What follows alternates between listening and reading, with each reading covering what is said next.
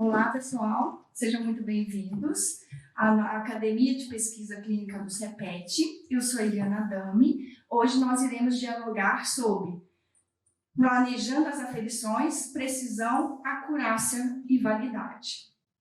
Só contextualizando o nosso cronograma, nós já tivemos aulas sobre anatomia e fisiologia da pesquisa, protocolo de pesquisa, elaborando a questão de pesquisa e desenvolvendo o plano de estudo, escolhendo os sujeitos do estudo, especificação, amostragem e recrutamento.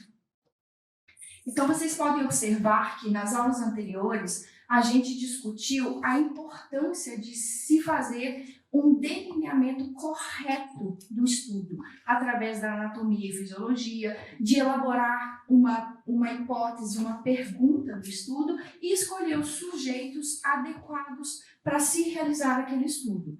E a gente chega, então, no nosso tema de hoje, que é planejando as aferições, precisão, acurácia e validade. Quando a gente fala em planejando as aferições, precisão, acurácia e validade, a gente tem que partir inicialmente com uma pergunta. Mas o que são as aferições? As aferições, elas são observações que vão descrever as variáveis, de forma que essas variáveis elas possam ser quantificadas e analisadas estatisticamente. E o grau que descreve essas variáveis é exatamente o que a gente denomina de fenômeno de interesse. O fenômeno de interesse é exatamente aquilo que a gente deseja medir. É aquilo que a gente pretende medir para responder às nossas perguntas. Como exemplo, nós estamos iniciando um estudo agora, que é a avaliação da hiperglicemia, a avaliação da resistência à insulina em pacientes com hiperglicemia, pacientes com Covid. Para que a gente consiga responder a nossa pergunta, que é a resistência à insulina, a gente precisa fazer algumas aferições para chegar à resistência da insulina. Então, a gente vai aferir a glicemia, a gente vai aferir a insulina para chegar na nossa resposta, que é a resistência à insulina. Outro exemplo que eu posso citar para vocês, digamos que tem um estudo que o objetivo é avaliar a dislipidemia em pacientes com comorbidades, diabetes, por exemplo. Para a gente chegar, para a gente conseguir entender qual é a variação, o que está ocorrendo, as alterações que estão ocorrendo nesses pacientes, a gente precisa avaliar alguns analitos que vão aferir e vão nos responder relacionado com a dislipidemia, que é colesterol total, frações, HDL, VLDL, LDL e triglicerídeos. Todo estudo que a gente pretende fazer, então, essas medidas, elas precisam ser precisas. Por quê? Elas não podem apresentar erro aleatório e, além disso, elas têm que apresentar uma precisão e serem acuradas. Para que elas sejam acuradas, elas têm que estar livres de erro sistemático. Esse esquema, que é a figura 4.1, ela traz exatamente a importância de delinear as aferições para representar os fenômenos de interesse. Isso aqui já foi discutido nas aulas anteriores. Então, vejam, a gente tem uma questão de pesquisa, a gente vai eleger uma população-alvo, e dessa população, quais que são os fenômenos de interesse? O que vai responder, o que a gente deseja medir? A gente vai fazer o delineamento de forma bem alinhada e vamos para a realização do plano de estudo. A gente vai ter uma amostra pretendida e dentro dessa amostra, quais as variáveis que a gente pretende realizar para que vai condizer com a nossa amostra. E por fim, a gente vai implementar o estudo propriamente dito, a gente vai ter a inclusão dos sujeitos de pesquisa e a gente vai fazer as aferições. E para que essas aferições aqui realizadas, elas consigam ser fidedignas, elas precisam apresentar precisão e acurácia. E aí sim, esses achados vai estabelecer uma verdade no estudo. A gente pode afirmar que o nosso estudo está correto. Então, a importância da gente ficar atento aqui às aferições que serão realizadas. E quando a gente fala em aferições, a gente correlaciona sempre com uma escala de medida. Existem dois tipos de medidas, as categóricas e as numéricas. As medidas categóricas, elas se dividem em dicotômicas, nominal e ordinal. As medidas dicotômicas, elas apresentam duas categorias, como o próprio exemplo aqui na tabela 4.1, por exemplo, estado vital. O paciente, ele pode estar vivo ou morto. E essa variável dicotômica, ela apresenta um baixo poder estatístico. Enquanto que a medida nominal, ela apresenta categorias não ordenadas, como exemplo, raça, tipo sanguíneo, e o poder estatístico é baixo. Já as medidas ordinais, né, elas apresentam categorias ordenadas com intervalos não quantificáveis. Exemplo, grau de dor. Eu posso citar aqui para vocês, nós temos várias escalas que medem a dor. Uma delas é a EPA, escala analógica. Essa escala, ela vai aferir o grau de dor em moderado, em baixo, moderado e intenso. Então, a gente vai mostrar essa escala para o paciente e a gente vai conseguir aferir o grau de dor desse paciente. E o poder estatístico da ordinal, ela é intermediária. Enquanto que o tipo de medida numérica, também denominada contínua ou discreta, ela apresenta um espectro ordenado com intervalos quantificáveis. Como exemplo, peso, número de cigarros dia. Esse tipo de medida ele é bastante interessante porque a gente consegue, de fato, quantificar exatamente aquela aferição que a gente está pretendendo fazer. E ela apresenta um poder estatístico elevado. Então, entre essas medidas, normalmente, se possível, a gente vai sempre optar aqui pelo tipo de medida numérica, sempre que possível, obviamente. Então, vejam, sempre vai surgir a dúvida, mas qual que é a escala de medida que eu vou adotar para esse meu estudo? Como eu falei para vocês, a gente sugere preferir as variáveis contínuas às categóricas. Isso porque as variáveis contínuas, elas apresentam informações adicionais que vão dar um maior poder estatístico. E isso, para o nosso estudo, é extremamente importante a gente ter esse poder estatístico que vai estabelecer resultados fidedignos. Trouxe para vocês um exemplo que foi citado no nosso livro texto, um estudo no qual está avaliando o efeito antihipertensivo de diferentes tratamentos. Nesse caso, se torna necessário aferir a pressão arterial dos doentes. E a aferição da pressão arterial, ela vai permitir que o observador obtenha uma magnitude da mudança em cada sujeito.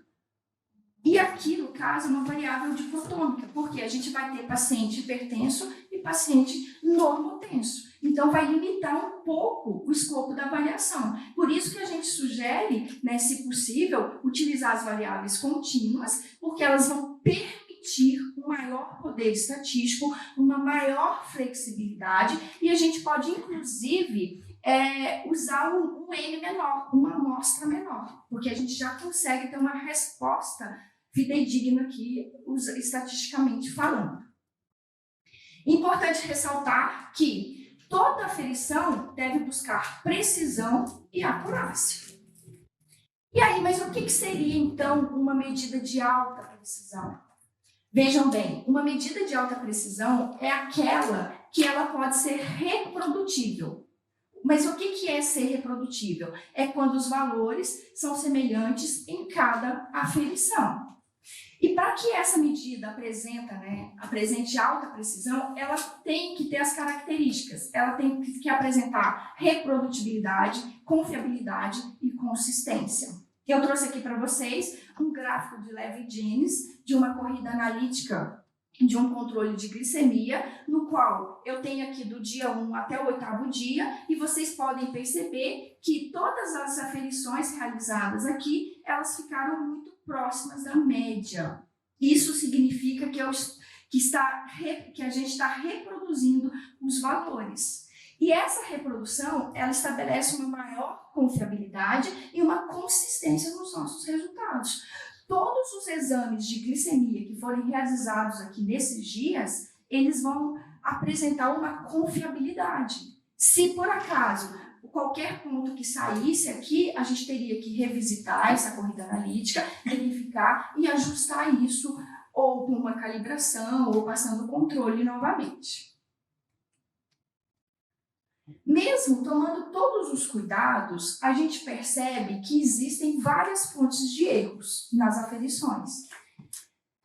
E quais que seriam essas fontes de erros? Podem ocorrer devido à variabilidade do observador. Nós sempre temos que considerar que o observador ele pode interferir nas medidas. E a gente tem que evitar que isso ocorra. Vejam bem, pode ser devido ao manuseio de instrumento, pode ser devido numa entrevista, cada um se expressa de alguma forma, então a forma que você se expressa pode confundir, pode trazer informações não adequadas.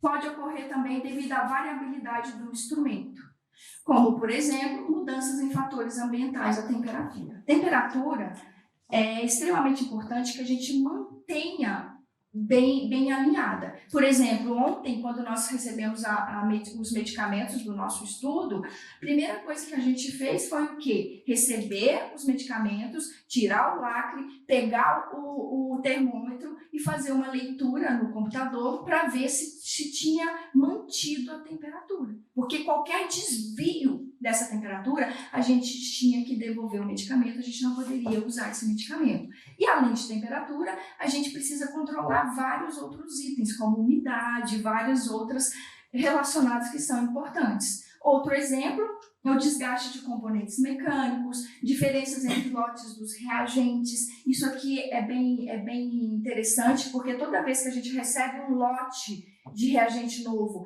a gente precisa, antes de passar a corrida, né, diária, a gente precisa fazer uma calibração desse aparelho para ter certeza que está dentro dos valores aceitáveis. E além disso, como fonte de erro, nós temos a variabilidade do sujeito. Essa variabilidade do sujeito aqui, ela está relacionada quando vai se fazer a aferição ou relacionada também ao tempo transcorrido desde a última refeição ou medicação. Um exemplo que eu posso trazer para vocês é pacientes com alterações, com problemas tiroidianos, eles precisam fazer essas aferições dos hormônios tiroidianos mensal, dependendo do grau que se encontra a sua doença. E, de repente, se esse paciente não tomou o medicamento no dia anterior ou não tomou na manhã do dia do exame, isso pode dar resultados alterados e o médico desse paciente pode aumentar a dose. Então, é extremamente importante que a gente anote todas essas alterações que possa inferir nas nossas medidas. E a acurácia, uma vez que a gente falou de precisão, agora vamos dialogar rapidamente sobre a acurácia. A acurácia é uma variável onde ela apresenta a capacidade de estar próxima do valor verdadeiro. Então, vejam, a acurácia pode ser definida também como o grau pelo qual as aferições fornecem resultados próximos do real. Então, a acurácia seria o alvo, o valor real, o valor verdadeiro. Então, para que as medidas apresentem acurácia, elas precisam estar muito próximas do valor real, do valor verdadeiro. Eu trouxe aqui a figura, uma tabela para vocês, que traz a diferença entre precisão e acurácia. Precisão, a gente já viu, é o grau em que uma variável tem valores semelhantes quando medida várias vezes. Enquanto a acurácia é o grau em que uma variável se aproxima do valor verdadeiro. Não necessariamente uma medida precisa, ela apresenta uma acurácia. Vejam bem, um exemplo.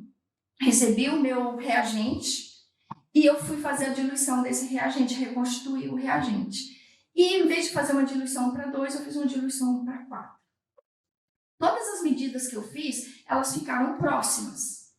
As 5 medidas, elas ficaram próximas. Então, elas são precisas. Mas, elas estão distantes do alvo, do valor real. Então, elas não apresentam acurácia. ok? A melhor forma de avaliar a precisão é comparar entre as medidas repetidas. Então, é interessante. Se eu fizer a média aqui, desvio padrão, eu vou ter um valor interessante, que elas estão todas próximas. E a acurácia é a comparação com o padrão ouro.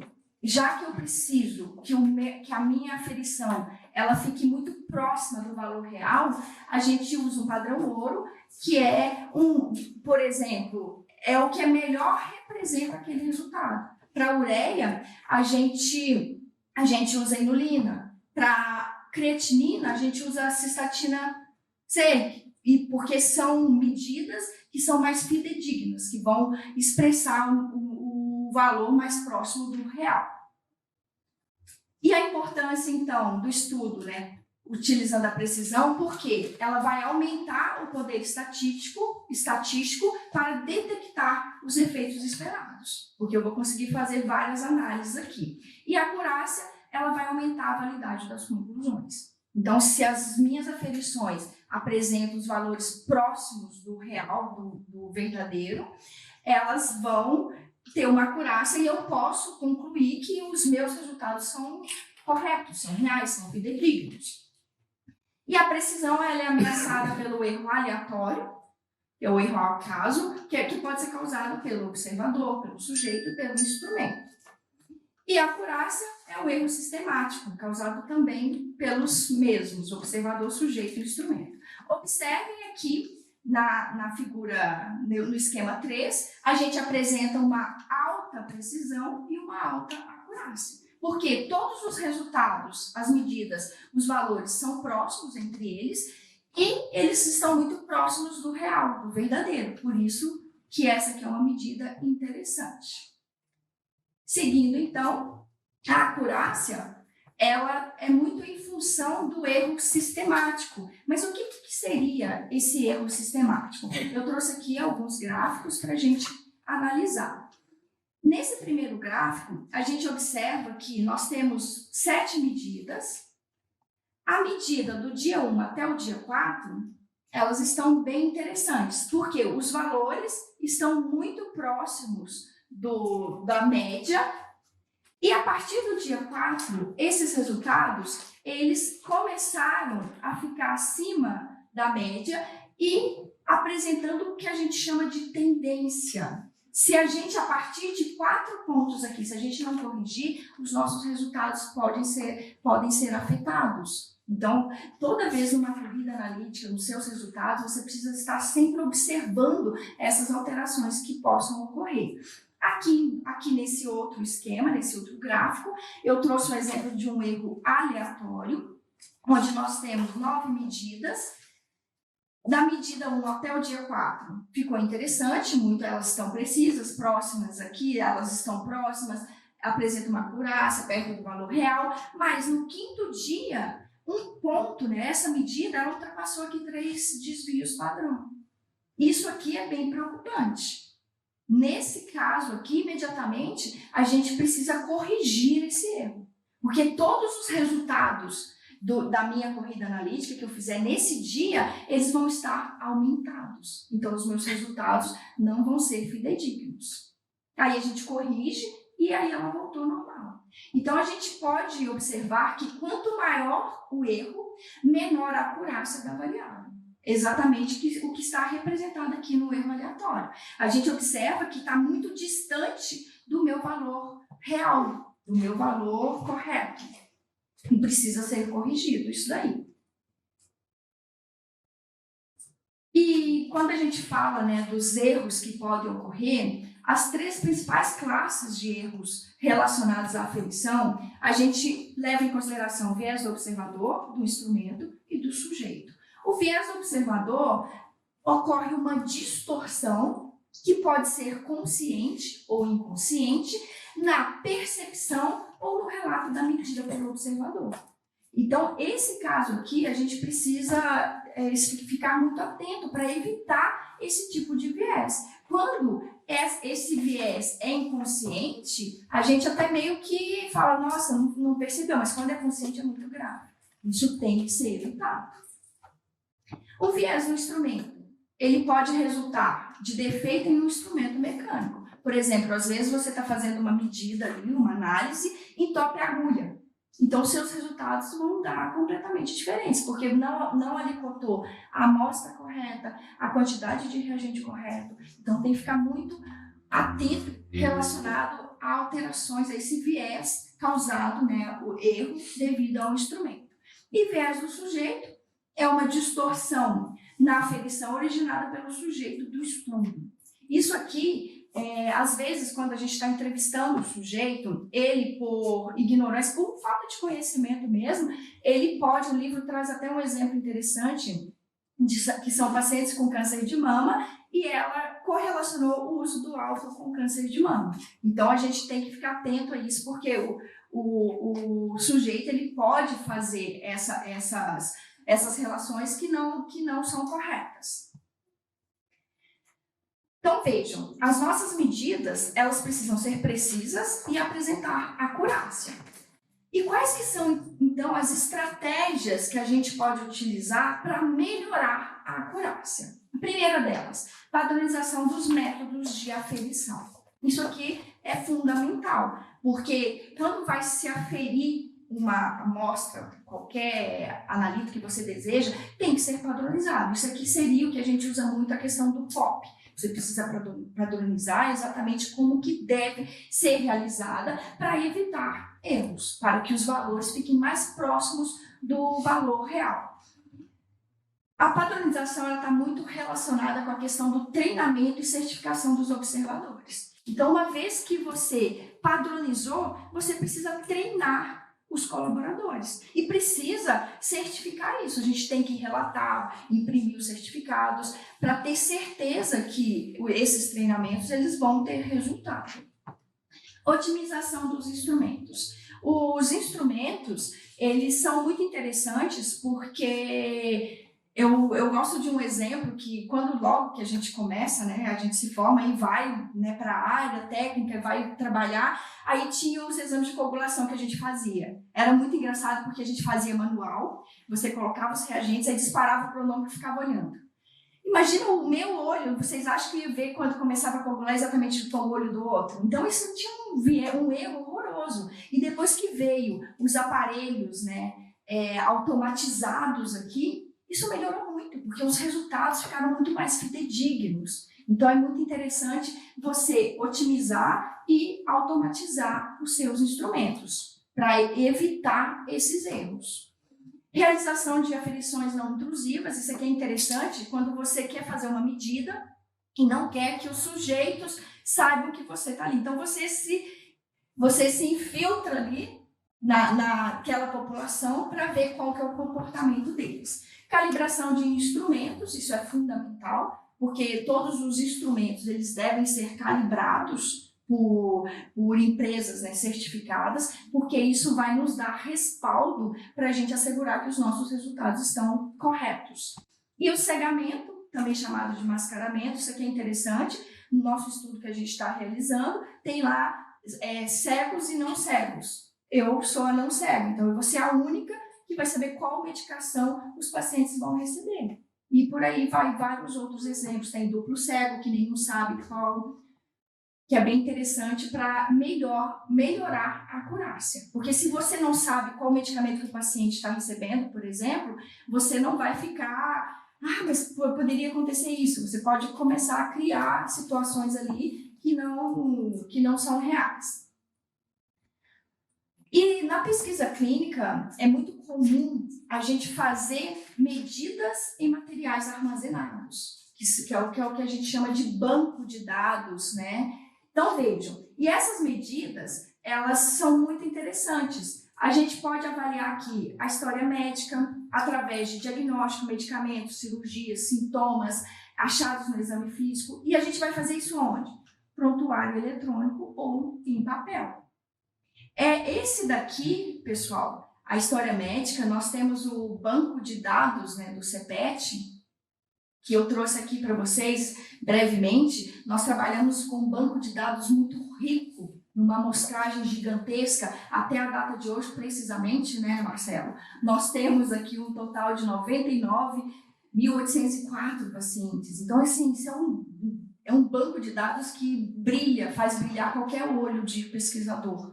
Então, nós temos uma amostragem muito grande e que a gente pode estar avaliando vários aspectos aqui com os nossos pacientes, com os nossos doentes e publicar, fazer trabalhos muito interessantes.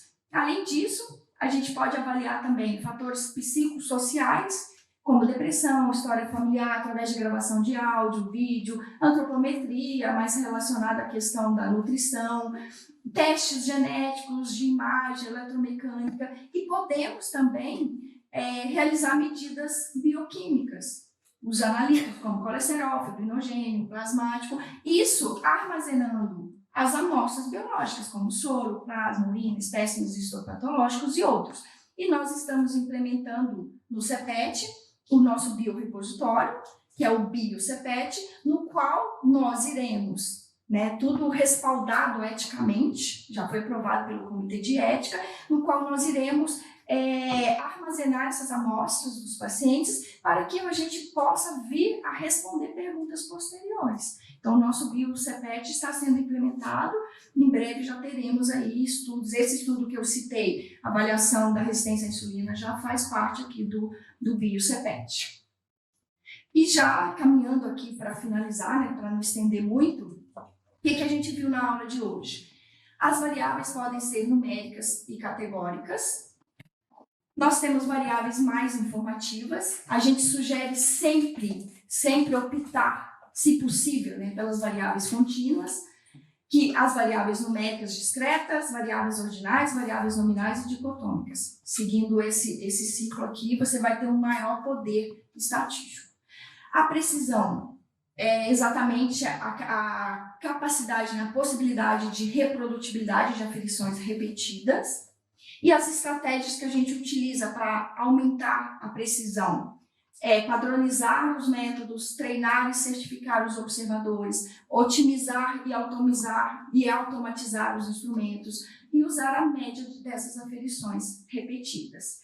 E a acurácia é aquele valor que se aproxima do valor real, o resultado, e as estratégias para aumentar a acurácia, aferições não intrusivas, calibração, comparações entre grupos por cegamento, tudo isso para que a gente consiga obter resultados fidedignos.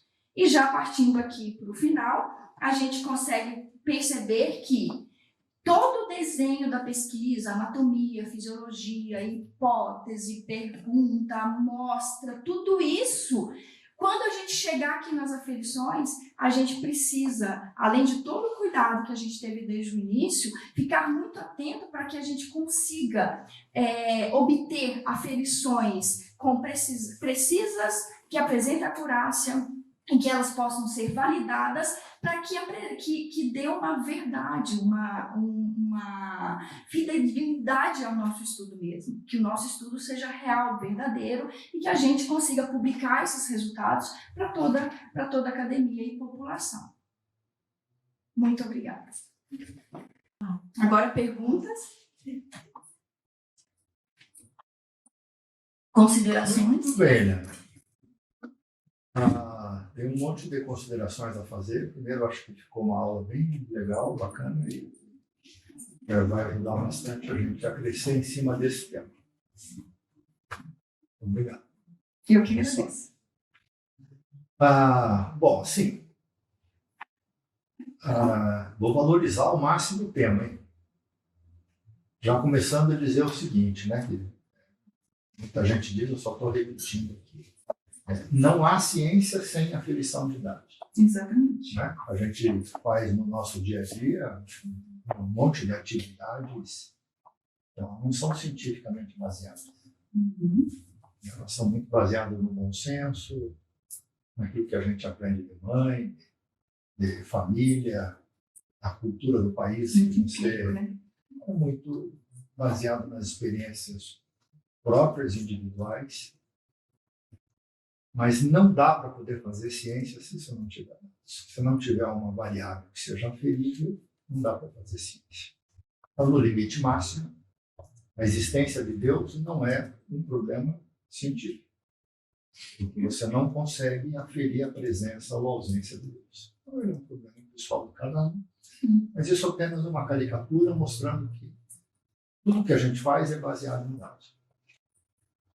Segundo, que o dado tem que ter validade. Sim. Né? Acho que lá na primeira aula, naquela construção da epistemologia do conhecimento, tentando mostrar qual é o conhecimento que é válido e o conhecimento que não é válido, que fica claro de que a verdade ela é desconhecida. A gente não sabe se uma coisa funciona, se uma coisa não funciona, se ela existe, se ela não existe. É preciso, de alguma forma, ter conhecimento sobre aquilo, e aí são diversas formas de conhecimento, desde o filosófico, o religioso.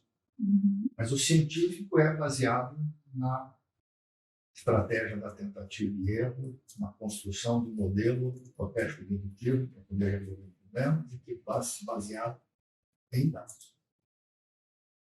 Se a gente faz a aferição desse dado, que é tão importante, de uma forma que não seja válida, toda a pesquisa vai poder. Exatamente. Na seleção da amostra, na aferição e na avaliação estatística que a gente faz depois, para correções, não há muita dúvida de que aquela que precisa ser obsessivamente, esquizofrenicamente, mais bem feita é a aferição correta dos dados, para que os dados possam representar de forma válida o mais próximo possível da verdade que a gente não conhece. Porque todas as deduções que serão feitas posteriormente serão feitas em cima desses dados coletados e aferidos inicialmente. Dá para poder entender que se você pega um dado e você faz uma aferição mal feita, 2 dados, 15 dados, ou uma planilha do tamanho daquelas que a Rafaela está ligando, a fonte de erro e a possibilidade da gente entrar em causa, ela é absolutamente enorme.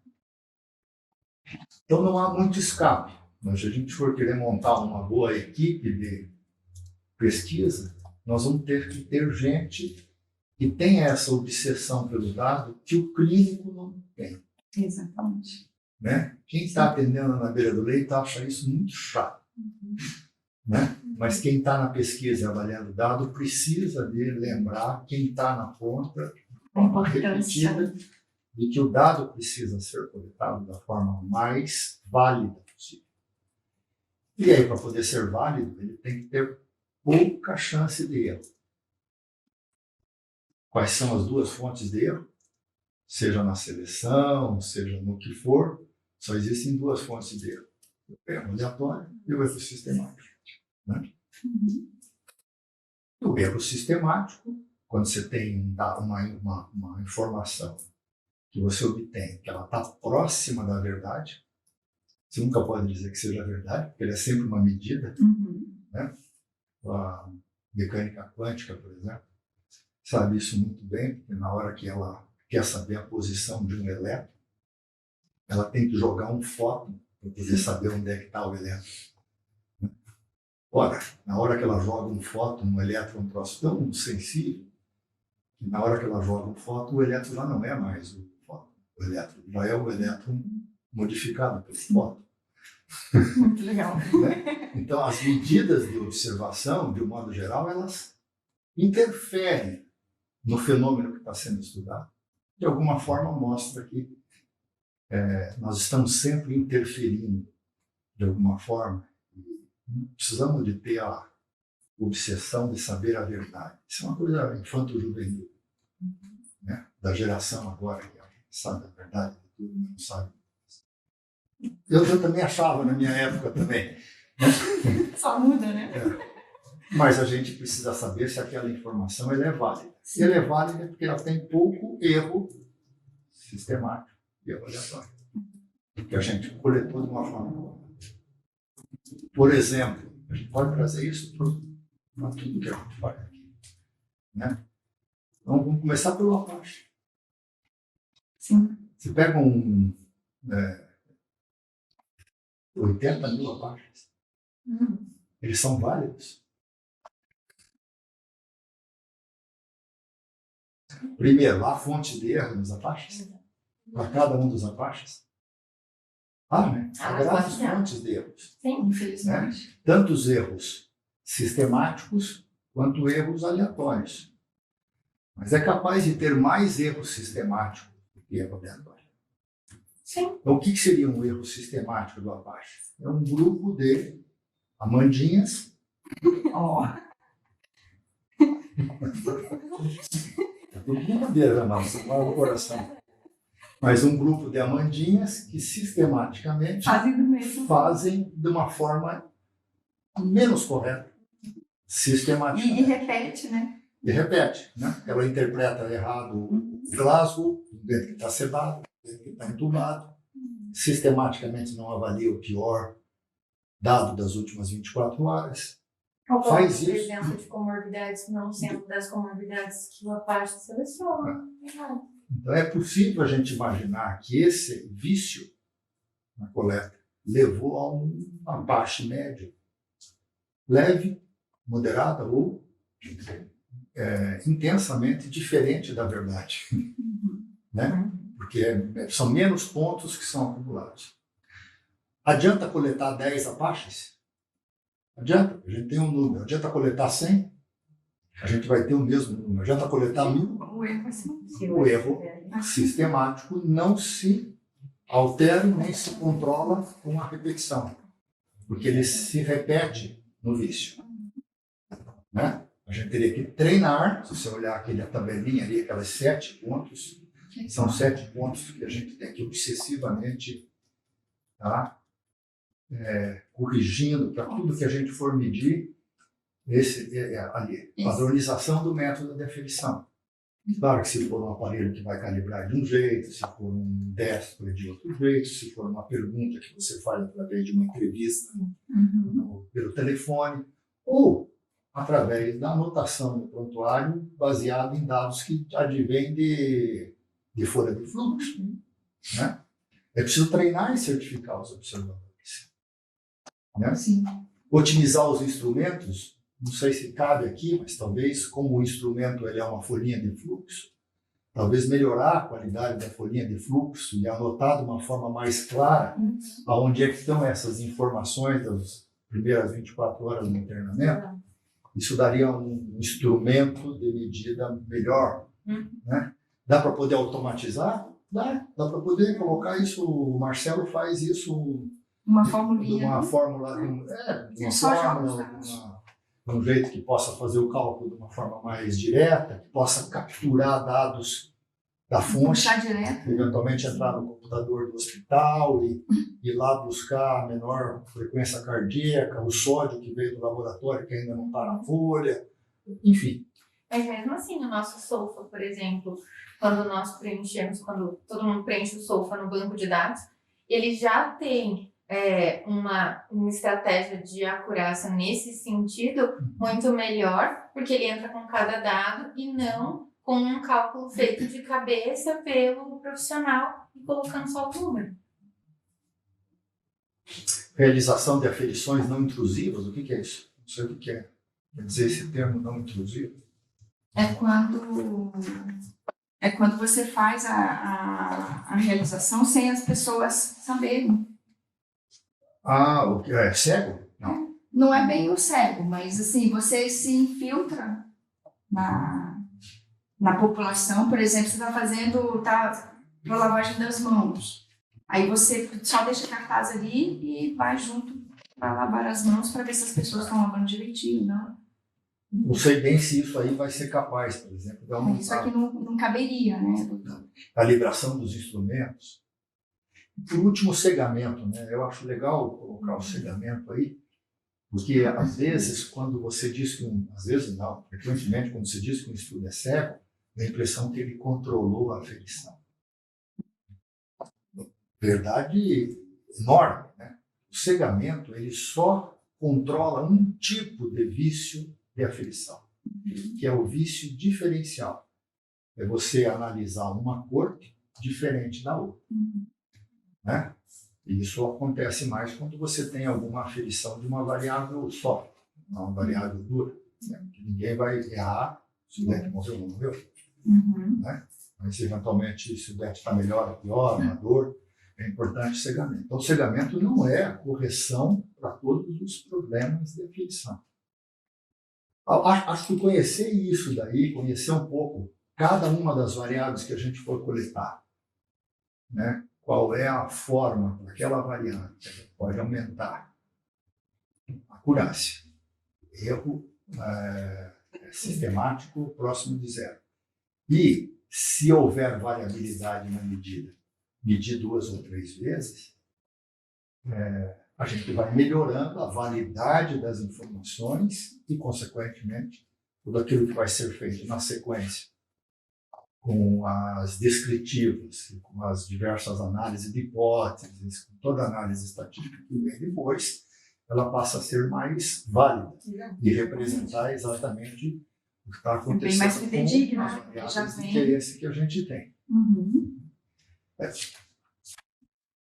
É preciso que a gente tenha dentro do grupo, isso principalmente com vocês, acho que você está cada vez também trazendo essa tua experiência com farmácia, com laboratório, com pesquisa básica, etc. e tal, tem um cuidado maior com essas coisas fundamentais, que a gente possa trazer para o mundo clínico. Né? Os nossos médicos, de modo geral, nesse momento, principalmente, eles estão treinados a saber de cuidar bem do doente. E, às vezes, fazer anotações precisas no prontuário, fazer anotações precisas, é uma coisa que a gente precisa ver e ganhando esse pessoal ao longo do tempo, para que a gente tenha uma quantidade melhor de informação válida no nosso banco de dados. Okay? Isso também serve para a gente imaginar como é que a gente faz com os missing data. Né? Sim. Então, a hora que você olha aquela planilha, dá uma dor, né? Quando você vê muita célulazinha vazia. Né? O gostoso era ter células cheias com dados precisos e apurados. Exatamente. A ausência de um dado te leva a imaginar o que está acontecendo. Por quê, né? Então, isso também você tem que fazer exercícios também. Se ele estiver ausente numa determinada unidade de terapia intensiva, estiver mais presente em outras, isso pode estar te levando a uma inacurácia do dado. Né? E aí é mais problemático. Você tem que tentar buscar, porque uma UTI é diferente da outra. Se uma UTI não tem dados e outra UTI tem bastante, isso desvia a verdade para um lado. Então, isso é um erro sistemático. Sim. Se os missing datas eles são aleatoriamente distribuídos homogeneamente, é muito provável de que, mesmo o menor número de dados, através de uma média, nós vamos saber o que está acontecendo com os missing data. Também dá para poder trabalhar desse jeito e a gente tentar imaginar se a gente tem que buscar mais dados, missing data, se a gente já tem, já é representativo do todo. Se ele tiver correspondência com idade, com sexo, entre aqueles que estão faltando e aqueles que estão presentes, né?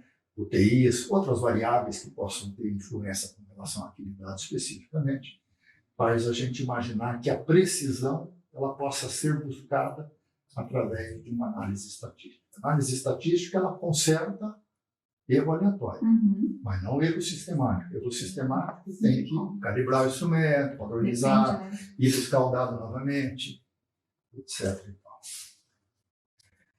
Tem uma coisa de validade que ela não está na minha apostila, mas ela foi acrescentada nesse capítulo posteriormente, que eu acho muito legal da gente. Eventualmente a gente já faz isso sistematicamente.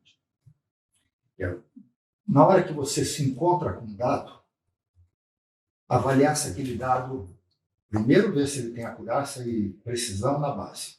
Se ele foi bem feito. Será que aquele dado ele representa a verdade? Aí essas 5 perguntinhas de validade aqui são importantes de fazer. Será que aquele dado que mostra, por exemplo, numa unidade de terapia intensiva, nossa, uma mortalidade maior que nas outras. Ok? Então, primeiro, será que o dado está válido? Ele foi feito de forma acurada e precisa? Todos os doentes daquele período foram anotados, todas as mortalidades, não há erro, é difícil meio que errar a mortalidade, mas às vezes a base, blá, blá, blá. Aí você tem ainda assim fazer a pergunta. Tem validade de conteúdo? Ou seja, será que isso realmente representa o que está acontecendo? Provavelmente sim. Na verdade, nós não estamos falando de glicemia, estamos falando de mortalidade. Mas, enfim, passa pela validade de conteúdo. A validade é aparente. Ela é razoável imaginar que ali realmente a mortalidade seja maior que nos outros? De construto, ela se encaixa dentro de uma concepção teórica? Preditiva. Haveria condições de poder predizer isso? Se você analisa mix de doente, idade, Apache, tem uma série de coisas que vão justificando aquela mortalidade maior, então passa a ter mais validade esse dado e você aceitar o dado como sendo verdadeiro. Né? E validade de critérios, se ela está relacionada com medidas que já foram feitas em outros lugares. Mortalidade para aquele Apache, para aquele esforço, para aquele tipo de doente, em outros lugares, ela representa a verdade? Se responder essas 5 validades aqui, nos dá mais segurança de que a aferição de uma variável, mesmo que ela seja uma variável que veio a posteriori, que ela não é baseada no dado cru, mas é no dado que depois veio da análise estatística, ela faz a gente ir imaginando que nós estamos no caminho certo. Ok? Ok. A última coisa que eu não comentei é de que conhecer essas escalas de medida. Para um estatístico, o Marcelo vai dizer que isso aqui é o dia a dia dele, né, Marcelo? É categórica, numérica, contínua, discreta. Não dá para você fazer nem uma descritiva, se você não souber isso aqui, né? Quanto mais qualquer teste estatístico que você for fazer, possivelmente. Né? Mas com um clínico, isso aqui não é. Ele não sabe isso. Então, acho que o primeiro grande problema que existe na hora de você coletar uma amostra e querer interpretar, é que esse quadrinho tem que estar na cabeça. Ele é simples para vocês, mas ele é uma das primeiras coisas que quem está coletando, a Amanda precisa de estar Exatamente. que ela é a base de tudo. E para cada uma dessas variáveis, a busca obsessiva, isotérmica, da graça e precisão, para que os dados sejam válidos. Exatamente. Obrigada, doutor, pelas considerações. Mais alguém? Vocês querem que eu vou nomear também? Doutora Mirella? Rafaela? Eu queria parabenizar, porque é um conteúdo, é um capítulo super extenso, assim, e muito cheio de conceitos, e é um conteúdo super importante. E, né, essa diferença de acurar precisão, nomear variável, é um conteúdo super extenso e importante que você conseguiu resumir em 40 minutos de uma forma muito legal. Parabéns. Verônica? Marcelinho? Bom, eu gosto de dizer, né, que a estatística é a ciência de todas as áreas. Já tem puxado, já vem. Mas puxando um pouco Isso vai vir. essa brincadeira em si, mas por que a gente diz isso? Porque o colecionador, quando a gente está trabalhando com dados, a gente também precisa entender um pouco sobre o que a gente está coletando, né? E a gente traz essa ressalva, na verdade, eu trago essa ressalva principalmente para quem quer fazer pesquisa, na parte de coletar os dados sempre quantitativos, caso eles possam ser, né? Porque diversas vezes quando a gente vai fazer um estudo, cruzar variáveis e tudo mais, a gente pensa, mas por que a gente não podia ter coletado a idade, né? Normalmente como quantitativa, a gente coletou ela como ordinal, alguma coisa assim, ou agora não vou poder cruzar, ver se tem normalidade, se tem alguma coisa. Então, é sempre bom a gente pensar da maneira que sempre que a gente puder coletar quantitativo, é importante. E principalmente a questão da automatização, né? Como o Dr. Álvaro havia falado. Hoje a gente cresce muito com a tecnologia, né? E a tecnologia veio para tirar um pouco daquele humano que a gente tinha, né? Quando a gente entra dentro do banco de dados para coletar aquele dado, ou a gente coleta errado, alguma coisa assim. Então, com a machine learning, a inteligência artificial, nossos robôs da vida, ele veio para isso. Né? Então, ele veio para deixar o banco de dados mais acurado, mais preciso, nossos dados puxando do banco de dados então, mais acurados, mais precisos, e veio para evitar ao máximo esse erro humano. Né? E a gente nota também, uma outra questão, pelo menos é uma amostra bem enxuta, né, que a gente vê aqui quando, pelo menos eu observo, que a Verônica, quando ela recebe e-mails, né, agora está recebendo uma nova proposta de estudo, eu pelo menos notei o aumento de estudos cegos, né.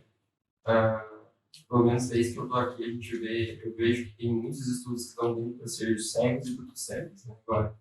Que antes não eram assim, era só dar uma medicação, pronto, todo mundo sabe, conhece, e agora a gente vê um pouco mais essa curaça, dessa decisão que todo mundo está querendo ter com a pesquisa. E parabéns pela aula. Obrigada. O sujeito que tem um símbolo da integral no moletom, ele não espera uma coisa diferente, né? Amanda?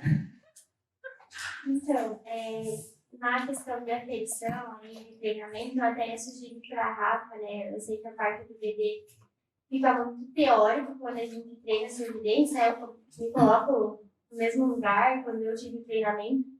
Então, eu sugeri para quando a gente fizer o treinamento dos novos residentes, né, algo mais prioritado, a gente tentar fazer algo mais prático. Até com colocar o próprio residente para ensinar sem viés, né, a gente sabe que vai pegando os erros e os vícios no decorrer do tempo.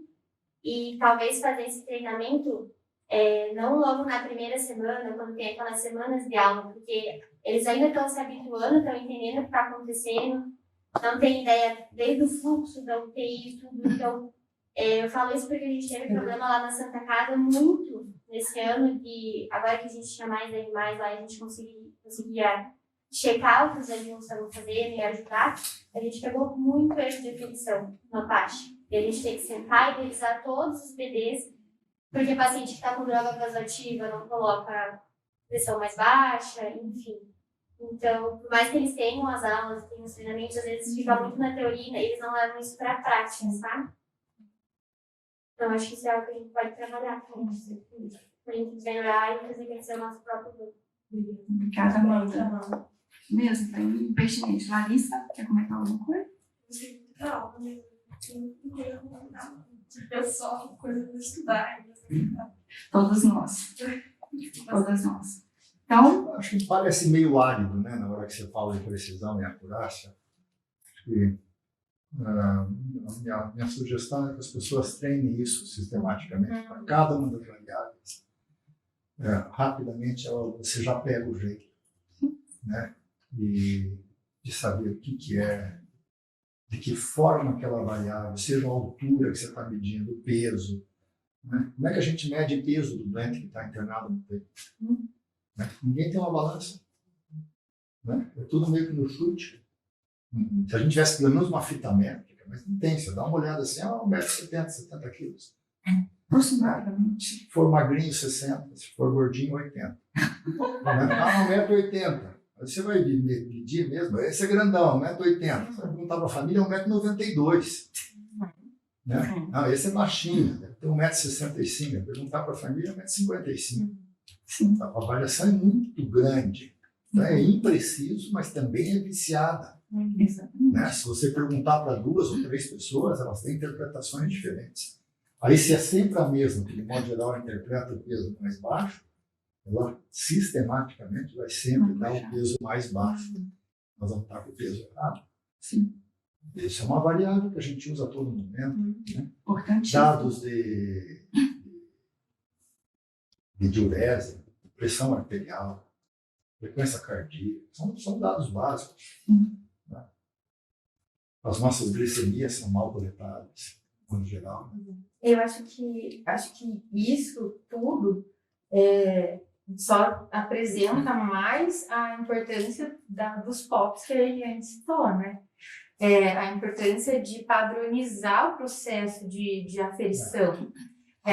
Independente de como ele seja, óbvio que é sempre é sempre melhor o padrão mais ouro, né? Então, se você vai avaliar a força, né? Pensando aí, todo mundo queria que fosse um dinamômetro isocinético, não tem como levar, enfim, entra no Finner.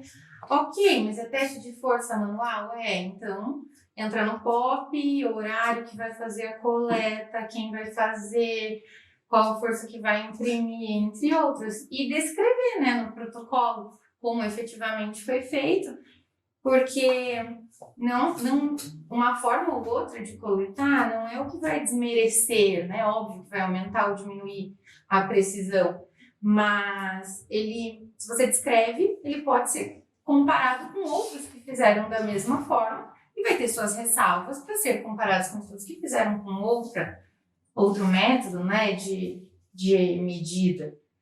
Mas essa questão dos POPs, né, só é reforçada. E sobre o que o Marcelo falou, né, o que a Eliana mesmo falou, das variáveis, né, sempre tentar pegar o mais numérico quando possível, especialmente em desfechos não duros, né, com a questão do poder, mesmo que não entrando